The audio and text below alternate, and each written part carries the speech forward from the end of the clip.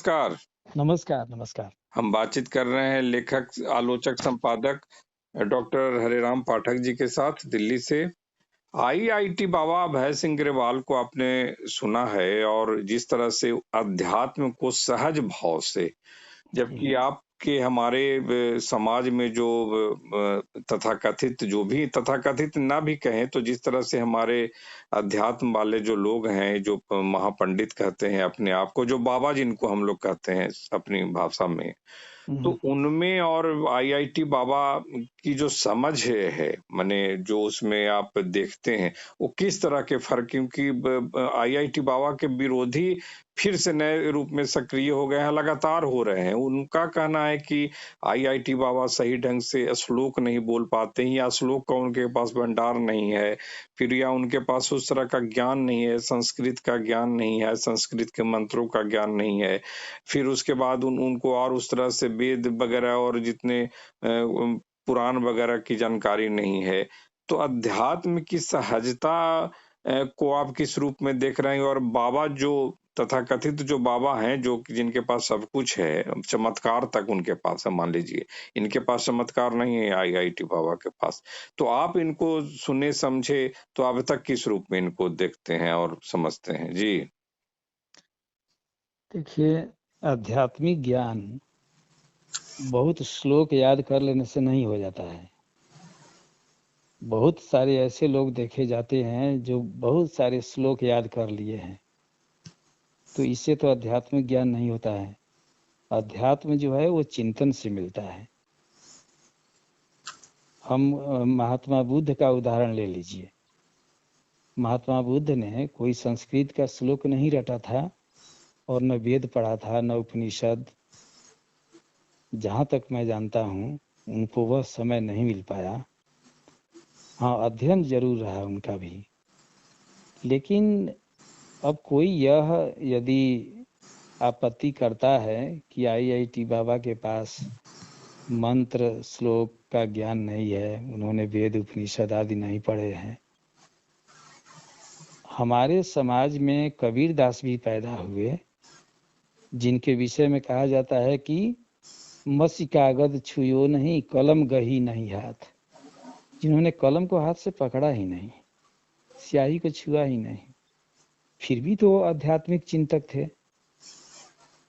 कबीर जब आध्यात्मिक चिंतक थे तो फिर आईआईटी बाबा यदि कुछ नहीं पढ़ा लिखा है तो चिंतन क्यों नहीं कर सकता। चिंतन का क्षेत्र केवल पढ़ना ही नहीं होता है, एक तो स्वयं चिंतन करना और दूसरा सत्संग। एक बहुत बड़ा जो बुद्धिवादी होता है, माने बौद्धिक, जैसे आईआईटी कोई भी आदमी पढ़ेगा तो बौद्धिक दृष्टि से वो काफ़ी संपन्न होगा, तभी यह आईआईटी निकाल पाएगा। और यह व्यक्ति यदि आईआईटी निकाल पाया है तो जरूर बौद्धिक रूप से सक्षम है। उनको अपना परिवार संसार छोड़ने का मतलब यही है कि माता पिता का अतिरिक्त दबाव था, खासकर पिताजी का। कुछ दूसरा स्वप्न देखते थे और हमेशा वो इनके पीछे पड़े रहते थे, जैसा कि उन्होंने कहा है। तो भाई बोला कि जब हम अर्थोपार्जन जो है वही यदि हमारे जीवन का उद्देश्य मात्र हो तो हम क्यों उसमें फंसे। हमें नहीं चाहिए अर्थोपार्जन, इसलिए हमने नहीं पढ़ा है कि अर्थ के पीछे दौड़ते रहें। हम इस दुनिया को छोड़ करके आध्यात्मिकता में प्रवेश करें। और जिस तरह से वो निर्णय लेकर के बातें करते हैं, जैसे कोई प्रश्न करता है तो बोलते हैं कि हमें क्या होगा जान करके, ईश्वर का आपने साक्षात्कार किया है। यदि माने कि प्रश्न उनसे किसी ने किया कि ईश्वर का आपने साक्षात्कार किया है, तो वो बोलते हैं कि ईश्वर का साक्षात्कार मुझे करने की क्या आवश्यकता है। मुझे जो ईश्वर ने काम सौंपा है वो मैं काम कर रहा हूँ, तो काम ईश्वर को देखे बिना भी कर सकता हूँ। मैं जानता हूँ कि कोई शक्ति है जो मुझसे कोई काम करवा रही है, तो मैं कर रहा हूँ, उस शक्ति में मुझे विश्वास है। ये भी अध्यात्म का एक पक्ष है। तो अपनी आत्मा को उच्चासन पर प्रतिष्ठित करना चिंतन के माध्यम से, विवेक के माध्यम से, बिना किसी को उत्पीड़न पहुंचाए, बिना किसी को दुख दिए, यदि हम सम्यक रूप से सबके हित की बात सोचते हैं और यही आत्मिक विकास अपना जो होता है वही अध्यात्म है, आत्मिक विकास करना। तो वो कर रहे हैं, मेरी दृष्टि में उनका कोई बुरा नहीं है। और ये बार बार लोग श्लोक पूछ करके और तंग करते हैं, ये भी बहुत बुरी बात है। श्लोक का ज्ञान हो तो ठीक है, लेकिन उनका अपना अनुभव, अब कबीर दास का अपना अनुभव जो है, जो एक ईश्वर के बारे में उन्होंने कहा है, एक ईश्वर के बारे में, वो उपनिषद में कहीं कहीं ऐसा होता है कि उपनिषद के जो श्लोक हैं वो और कबीर दास के पद दोनों मिल जाते हैं। दोनों के साम्य को देखते हुए ही बहुत से लोगों ने कहा कि कबीर दास पढ़े लिखे थे, एक अनपढ़ व्यक्ति ऐसा लिख ही नहीं सकता।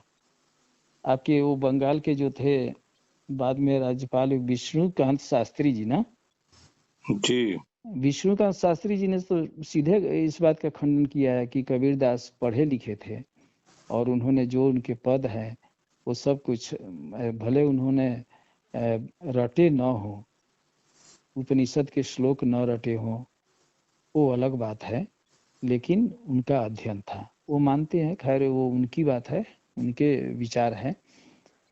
तो आईआईटी बाबा जो है पढ़े हैं, और जब आदमी अध्यात्म की तरफ झुकता है तो उसे हिंदी के खासकर गीता और उपनिषद ज्ञान की चीजें उसे आकर्षित करती है। तो पढ़े होंगे अवश्य, मुझे ऐसा नहीं लगता है कि नहीं पढ़े होंगे। लेकिन देखिए, जो एक आईआईटी पास करता है वह व्यक्ति इतना खिंचा जाता है उसी में साइंस पढ़ने वाला कि संस्कृत रटने के लिए आचार्य करना होगा, शास्त्री करना होगा, उस रास्ते से जाना होगा। लेकिन किताब पढ़ करके, आप बिना रटे भी किताब पढ़ करके बहुत ज्ञान हासिल किया जा सकता है, मेरा यही कहना है। नहीं तो ये जो उन पर जो छीटाकशी की जा रही है, या जो अपने आप को अगर मान लीजिए कि विधिवत माने ज्ञान की शाखाओं से गुजरते हुए विधिवत अगर उनके पास कुछ दोहे, कुछ चौपाई, कुछ मंत्र, कुछ श्लोक आ गए, तो क्या उसके आधार पर जो आपने जैसे बुद्ध का उदाहरण दिया, कबीर का उदाहरण, थोड़ा इसको और गहरे अर्थ में समझाइए बुद्ध और कबीर के बारे में कि मसी कागज छुओ नहीं, कलम कहो नहीं हाथ, ढाई आखर का प्रेम का भी देखिए कि ढाई आखर प्रेम का जो कहते हैं पढ़े उसकी सो थोड़ी पंडित हुए। हाँ। पर, तो उसके थोड़ा भीतर में जाकर के गहरे में उतर कर बताइए कि ये जो छीटाकशी आईआईटी बाबा भय पर हो रहा है, ये कौन लोग, उनके मन की भावना जो करते हैं ऐसा, उनके मन में आखिर क्या रहता है इनको लेकर के, या कि ऐसा भी उनकी भावना रहती है चूंकि वो आईआईटी नहीं है इसलिए वो अपने श्लोक और मंत्रों से या फिर उनके उच्चारण से या संस्कृत के ज्ञान से इनको कहीं न कहीं एक तरह से नीचे करना चाहते हैं, या कहीं न कहीं नीचे दिखाना चाहते हैं, या कहीं न कहीं अक्षम दिखाना चाहते हैं, असमर्थ दिखाना चाहते हैं, संस्कृत के अज्ञानी बताना चाहते हैं, इस तरह की कोई बात? जी। कुछ लोग ऐसे हैं हमारे समाज में, जो आपने देखा होगा, इसमें हिंदी साहित्य में भी लोग हैं। जैसे कुंभ मेला लगा तो कुंभ में कुछ ऐसे साधु संत आए हुए थे जिनको तंग किया जा रहा था जानबूझकर। साधु संत तो बेचारे कुंभ स्नान करने के लिए आए हैं जंगल और पहाड़ों से निकलकर। कौन देखता है आजकल नागा साधु को? कोई नहीं देख रहा है रास्ते में। तो कठिन तप करते हुए वो लोग आते हैं, अपना उनकी आस्था है, वे स्नान करके जाते हैं। लेकिन बहुत से लोग माइक लेकर के पहुंचे हुए थे, ये बताइए ऐसा क्यों हुआ, वैसा क्यों हुआ, क्यों अपने घर छोड़ दिया। और क्रुद्ध होकर के मैंने ऐसे साधु संतों को देखा जो लोगों को मारने भी पड़ गए थे। तो एक वर्ग है जो खूब उकसाया जा रहा है हिंदू धर्म में। हिंदू धर्म के विषय में खूब, मतलब एक वर्ग ऐसा है हिंदू में ही है जो जिसे ये सब बातें अच्छी नहीं लगती है, जो इन सब चीजों को पाखंड मानता है। वो कबीर को भी मानता है और कबीर जो कहते हैं उसको पाखंड भी मान रहा है। ये बहुत लंबी बहस की बात है, बहुत लंबी बहस की बात है, और बहुत सारी खामियां हैं, बुराइयां हैं। अब देखिए, सिंपल बात मैं कह रहा हूँ, एक छोटी सी बात। कबीर दास ने कहा है कि राम नाम की लूट है, लूट सके सो लूट। राम के नाम की महिमा उन्होंने गाई है, और नाम की महिमा तुलसीदास ने भी गाई है, नाम की महिमा सबने गाई है, सूरदास ने भी। उसी नाम को यदि बैठ करके किनारे कोई आज का साधु रट रहा है यदि, तो वह बुरा हो गया। और कबीरदास का भजन और कबीरदास का नाम लेकर के, और कबीरदास हमारे जाति वर्ण के हैं, ये हल्ला करने वाले बहुत मिल जाएंगे। तो इन लोगों का कोई विचार नहीं है। ये वैचारिक रूप से अत्यंत दरिद्र लोग हैं जो इस तरह की बातें करते हैं। बहुत आक्षेप आपने तुलसीदास पर भी लोगों के द्वारा आपने देखा होगा, उसमें राजनेता भी है, कुछ साहित्यकार भी है। हम कहते हैं कि हमें मूर्ति में ही ईश्वर का प्रतिबिंब यदि दिखाई दे रहा है, और मैं मूर्ति के आगे धूपकाठी दिखा रहा हूँ, हम लोग जो मूर्ति पूजक ये नहीं जानता है कि वो मूर्ति की पूजा कर रहा है, वो यही जानता है कि भगवान की हम पूजा कर रहे हैं, तो उसे उसके अनुसार फल मिलता है, उसे शांति मिलती है। वह भक्ति की एक पद्धति है, भक्ति की एक पद्धति है वह, और वो कर रहा है। इसमें दूसरा कोई पाखंड क्यों ढूंढने चला जाता है और अंधविश्वास? अरे ठीक है, तुम मत करो।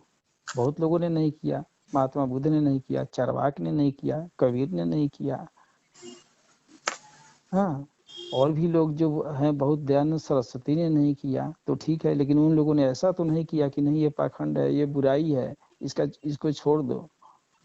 जिसको जिसमें शांति मिल रही है उसमें वो आराधना कर रहा है। वहीं IIT बाबा हैं कि जानबूझ करके इनके पीछे लोग पड़े हुए हैं। मैंने तो ऐसा भी देखा कि एक है कौन, रामभद्राचार्य तो है, एक और कोई आचार्य हैं जो शादी वादी कराते हैं गरीब बेटियों की। हाँ, तो कुछ लोग हैं जो बहुत परोपकार का काम भी कर रहे हैं। वो केवल बाबा बागेश्वर, बाबा बागेश्वर भी कर रहे हैं, एक और है कोई। अच्छा, हाँ, तो ये लोग जो है सामाजिक काम भी बहुत कर रहे हैं ना। कैंसर हॉस्पिटल खोल दिए, जो 27-28 साल का एक नवयुवक, लोगों से लेकर के ही कर दिया। तो लोगों से लेकर के ही तो कीजिए। बाबा रामदेव को गाली देने वाले भी बहुत लोग हैं। मतलब जो दाढ़ी बढ़ा लेगा, गेरुआ वस्त्र धारण कर ले, जनेऊ पहन ले, वो ब्राह्मण हो गया और वो निंदा का पात्र हो गया। रामदेव बाबा तो ब्राह्मण नहीं है, लेकिन सभी लोग चरण उनका छूते हैं, आशीर्वाद लेते हैं। उन्होंने कितना बड़ा काम कर दिया। लोग कहते हैं कि डकैत है, बदमाश है, चोर है, लुटेरा है।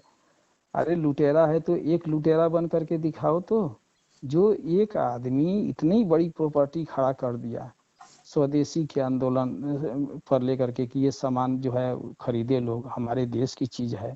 बिस्कुट से लेकर के, छोटी चीज से लेकर के बड़ी चीज तक कारखाने स्थापित कर दिए।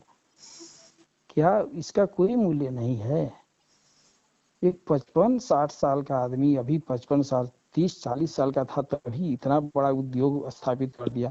10 आदमी यदि बाबा रामदेव जैसा हो जाए तो हमारे यहाँ कितनी प्रगति होगी, ये सोचने की बात है। ये लोग निंदा करते हैं, बड़े बड़े पढ़े लिखे लोगों को मैं देख रहा हूँ निंदा। ये क्या तरीका है भैया, ये क्या तरीका है? तो हमारा साहित्य जो है ये तो फैला दिया गया कि केवल शोषित है, केवल वो होरी और धनिया की ही कहानी होनी चाहिए और किसी की नहीं। वो एक समय था, होरी और धनिया आज भी मौजूद है, उनकी भी कहानी होनी चाहिए। लेकिन जो कष्ट करके, एक बाबा रामदेव के पास पैसा नहीं था कि वो अपना इलाज करा सके, और गुफा में बैठे थे और योगासन कर रहे थे, चाहे बहुत कुछ आयुर्वेद को विकसित किया उन्होंने। तो ये सब देखिए, बाबा ITN बाबा जो है उनको भी इसी तरह से कोई सता रहा है, समझे ना।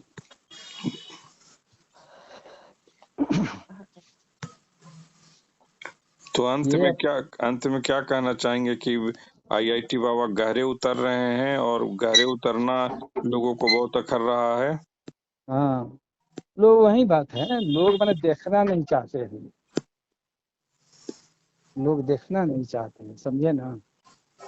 उथले रूप में लेते हैं लोग, गहराई से इन बातों को सोचा जाए अब है, ये मैं नहीं कहता हूँ कि वो बहुत बड़े आध्यात्मिक गुरु हैं, ये भी बात नहीं है, लेकिन जितना है कोई भी तो चरम सीमा पर नहीं पहुंच सकता है ना। ये तो अध्यात्म भी एक खोज है, वो निरंतर खोज है। और देखिए, मतलब बात यह है कि कबीर दास ने खुद दावा किया है कि मीराबाई ने कहा है कि हमारी सेज जहाँ पर है, हम जहाँ पहुंच चुके हैं, वो जग जीते जाति जुलाहा है। जुलाहे जाति का एक व्यक्ति गुरु के प्रताप से तीनों लोगों को जीत लिया है। तो राम नाम का महत्व यदि वो लोग दिखाते हैं, कहते हैं, तो अवश्य कुछ है। हमारी पहुंच नहीं है वहां तक, इसका मतलब ये नहीं कि झूठा है। हमारी पहुंच नहीं है तो वो तो हमारी कमी है ना। लेकिन हम झूठा कैसे कह दे भाई? सारे संत महात्मा सभी झूठे हैं क्या? सब कुछ गौतम बुद्ध वगैरह सारे लोग झूठे हैं। कुछ तो जरूर प्राप्त किया तभी है। उसी तरह से ये भी प्रयत्नशील हैं। आईआईटी बाबा भी लगे हुए हैं बेचारे, वो भी अभी नवयुवक है, अभी हो सकता है कि उनको भी अध्यात्म के शिखर पर एक दिन वो अपने आप को पहुंचावे। और नहीं भी पहुंचावेंगे तो क्या, प्रयत्न तो कर रहे हैं ना। कोई साहित्यकार है जो साहित्य लिख रहा है, प्रयत्न कर रहा है, उपन्यास लिख रहा है, कहानी लिख रहा है। हाँ, वो बहुत बड़ा कवि प्रेमचंद नहीं बनेगा, लेकिन कुछ तो बनेगा। वही सब बात, सारी चीजें प्रयास है। और आप कबीर जी को, कबीरदास को याद भी कर रहे हैं, हाँ तो वो तो कहते हैं ना, पाखंड रूप करे हंकारा। हाँ जो आईआईटी बाबा जो हुंकार भरते हैं हाँ। पाखंड रूपों को देखकर, तो कहते हैं ना हम्म। कि पाखंड रूप करे हंकारा। मतलब ऐसे लोगों का पाखंड को वो रहस्योद्घाटन करते हैं, उनका पर्दाफाश करते हैं। देखिए, कबीर दास कोई भी व्यक्ति है वो पूर्ण नहीं है ना। कोई भी व्यक्ति पूर्ण नहीं है, चाहे कबीर दास हो या तुलसीदास हो। जैसे एक बार अज्ञे जी ने कहा ना था कि राही हैं, राह के अन्वेषी हैं।